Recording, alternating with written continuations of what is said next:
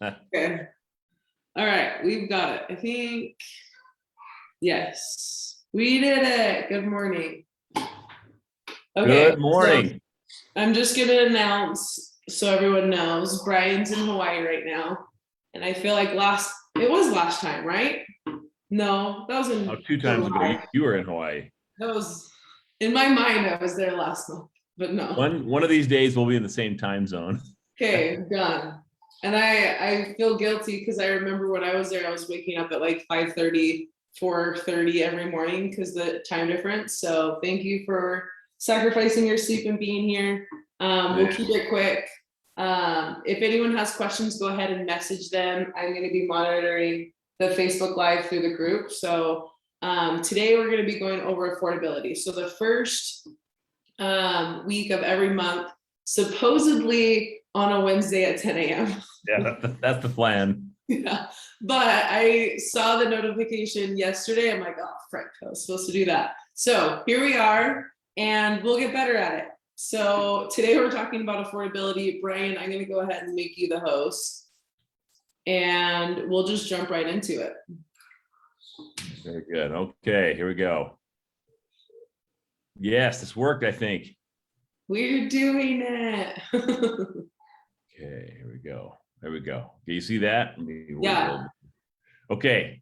Well, what we talk about affordability in the context of what you who want to buy a home, thinking about buying a house, what you qualify for and what you think you can afford. And those are two different numbers a lot of times. So we on the lending side, we have guidelines that we need to stay within.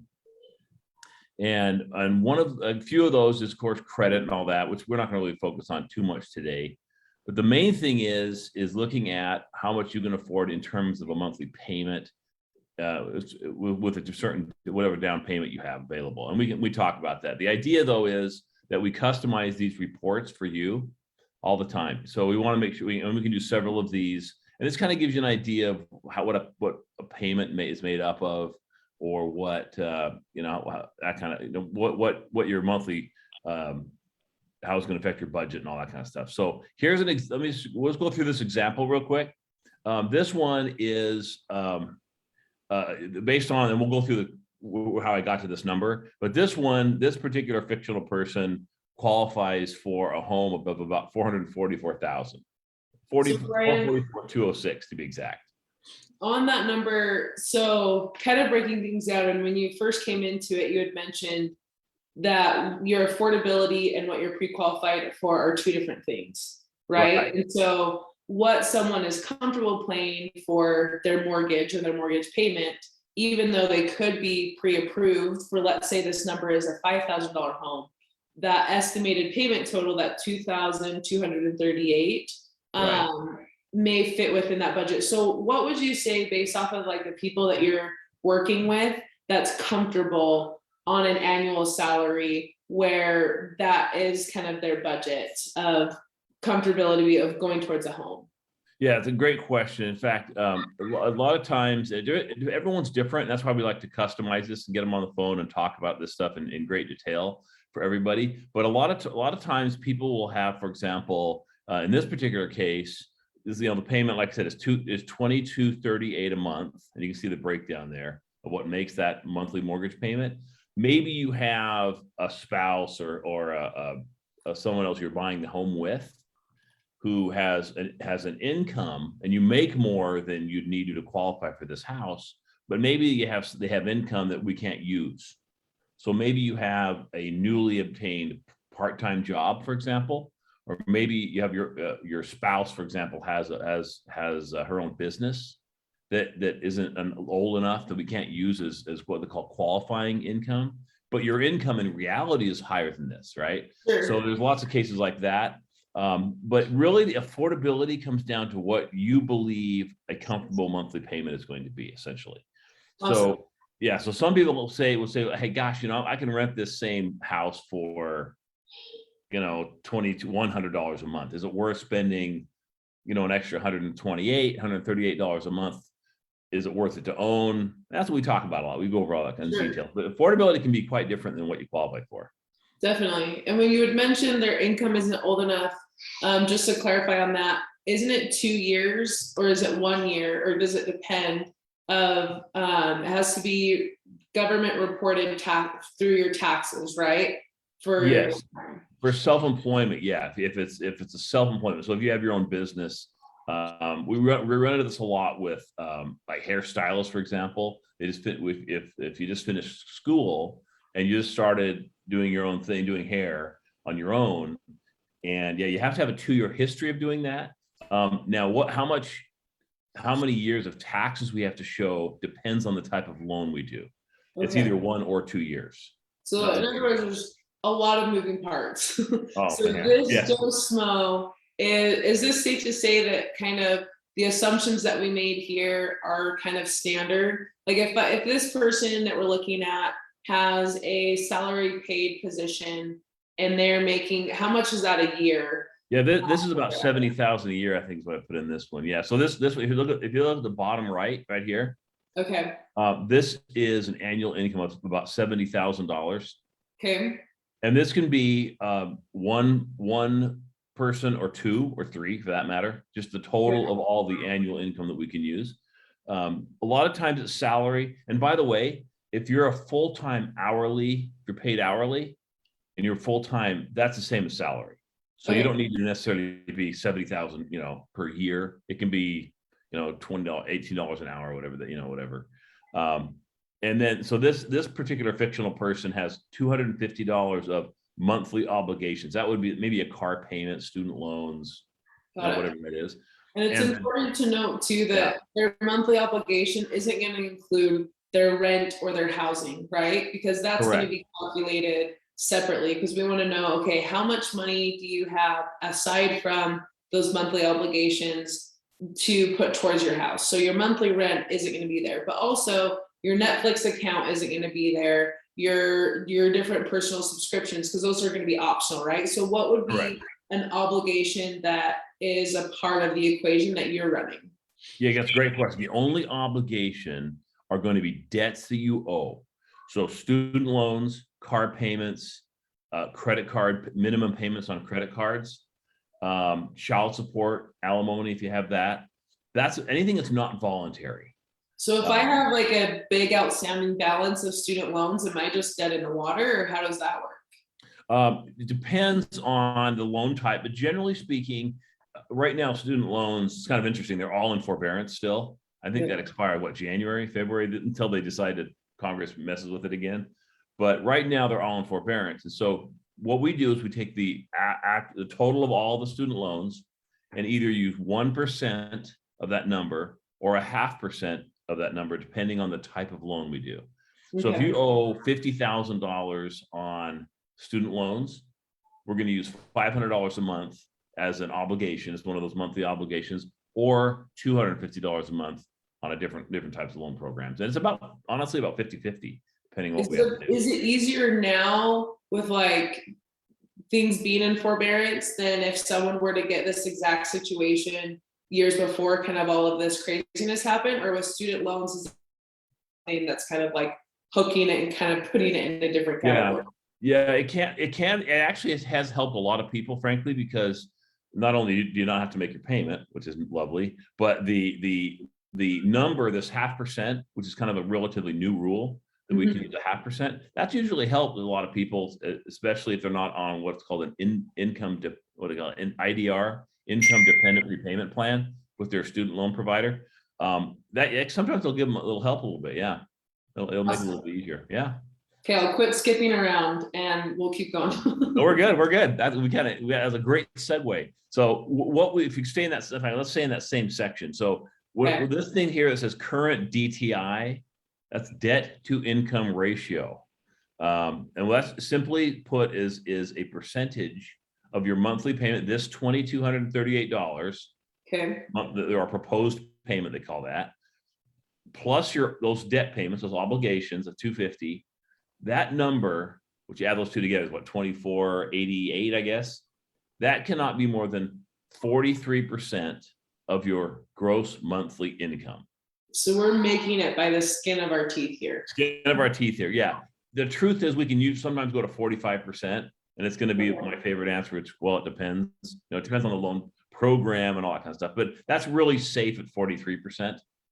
What if I'm just over it? Like let's say I'm at like 46% and I'm just like, how do I squeak that line back down? What's the easiest way to do that? And we have a lot of tricks in our sleeve for that. We can fiddle around with liabilities. So if you, for example, let's say, and 45 is a good number too, depending on the loan. Let's say if you have really good credit, then 45%, we do that quite often. Getting over 45 can get a little scary. It's really up to the automated approval system that we use. But tricks we have, for example, you may have a car loan that you've had for a couple, 3 years, and we have people refinance cars. Okay, so that makes their payment lower. You reduce your payment on your car. We do things like in fact, we do this actually, right? Even with the forbearances on the student loans, we have people say, listen, we know that the forbearance, meaning you don't have to make your payment on your student loan because of the COVID thing. If you can actually apply for that income dependent repayment plan, the payment that comes back on that from the Sallie Mae, well, not Sallie Mae anymore, it's an Navient now. If the payment comes back on that payment plan is less than the 0.5% that we have to use, we can use that lower number. So that helps sometimes. There's a way we can fiddle around with the payment parts of this. Sure. So, for example, mortgage insurance can be adjusted depending on credit scores, depending on what type of mortgage insurance you want to get. Sometimes you can even buy that out to where it's zero, the mortgage insurance. So there's all sorts of ways you can fiddle with it, especially when it's close. Also, one thing to know with primary house or first-time home buyers is you can have part of your down payment gifted, right? And Correct. So if your down payment shifts your total estimated payments to be less as well, that's also another way that we can mess with that. So yep, you can actually get all of your down payment gifted. It turns out. There you go. Yeah, they just asked a recent change. So you can get all of your down payment gifted. We do that a lot as well. But you can sometimes get a larger gift, like you said, to get the rate or the loan amount lower. Sometimes you can reduce the mortgage insurance by putting more of a down payment. There's all sorts of tricks we got. Okay, so there's flexibility. You're not dead in the water. We can crunch the water. That's what we do now. You crunch water, yes. And figure out how we go from there. Okay, let's keep going. Yeah, so there you can see your payment there. There's kind of a pie chart version of this, what goes into your payment. Okay. As you obviously you can see, most of it goes to the principal and interest payment. That's your actual loan payment, like a car loan. That's just the actual loan itself. Then you have your taxes. And every home, when you buy a home, you have what's called property taxes. And this is an amount of money that's assessed by the county that you buy your home in. And the county just says, hey, we think your house is worth $382,000. And the taxes this year is going to be, $1,500 a year for the year. And then we just simply divide that by 12, and that's the number we put in there. Homeowners insurance, you're required to have what's called homeowners insurance or hazard insurance. And this is simply fire, theft, liability insurance. If you did not have a loan, you would not have to have this, I guess. It'd be crazy not to, but anyway, lenders, of course, require that. Mortgage insurance is anytime you have less than 20% down payment on a home, we have to put on what's called mortgage insurance, and that insures the lender against you defaulting. So that makes these loans possible. And those vary quite a bit depending on credit score. So this is kind of a general example. And that's what makes up your payment.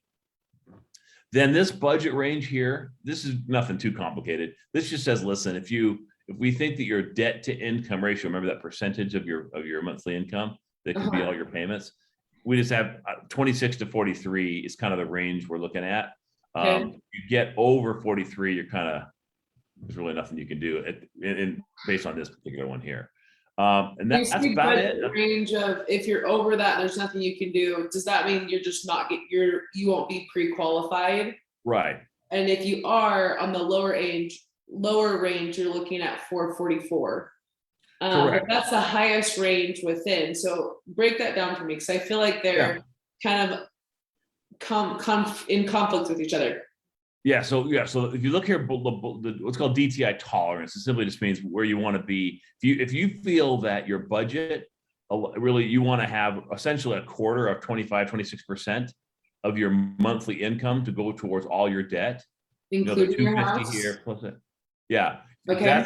then you'd be looking at a home on this particular scenario here, I $70,000 per see what you're year. saying. You'd be looking Okay. at a price of 235,065. That'd be kind of your, And you're that'd be losing 25% of your income to everything. everything, right? Whereas on the opposite end, if you're going almost over 0.5%, more than half of your income is already going towards your housing and all of your expenses right at 43 at 444. So going any higher than that just doesn't really work.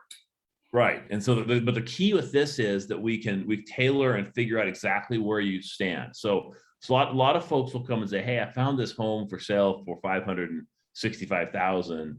And what do you think? And we look at it, and if this is you, for example, we say, well, you just don't qualify for that much.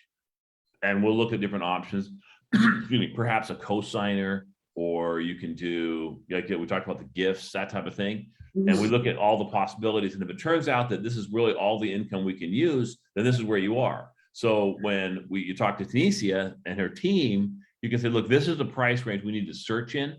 And that doesn't mean, of course, you don't search for any homes, more or less than that. You get a good range and say, all right, where can we be looking? What kind of home can I get for this type of money, this amount, this sales price? And just kind of go from there. By doing it that way, you're a lot more efficient in house hunting, and it's just not so hard on you. Definitely.